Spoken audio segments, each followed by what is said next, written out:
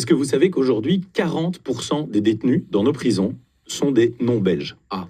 Et donc, à un moment donné, eh bien, ces gens doivent retourner dans leur pays et purger leur peine de prison dans leur Mais ça, pays. excusez-moi, il faut des accords avec les pays tiers. Eh bien, pour obtenir des accords On avec peut les pas les pays renvoyer tiers, comme ça, les gens. la proposition du MR pour obtenir des accords avec les pays tiers, c'est en fait de conditionner la coopération au développement et la délivrance de visas à la conclusion de ces accords. Ça veut dire, vous ne signez pas d'accord avec nous pour reprendre vos délinquants, eh bien on ne délivrera plus de visas pour vos dignitaires internationaux et vous ne recevrez plus d'argent de nos pays. C'est parce que c'est très lourd ce que vous dites. Oui, mais quand même, nous hein. dépensons aujourd'hui... Fini la coopération au développement si on ne peut pas aujourd'hui, renvoyer les délinquants dans leur pays mais d'origine. bien sûr, aujourd'hui, on donne de l'argent à ces pays pour qu'ils se développent et prennent en charge leur population, mais ils nous laissent leurs délinquants. Donc nous, on paye 2 fois. À un moment donné, il faut que ça cesse. Il faut un équilibre dans les relations.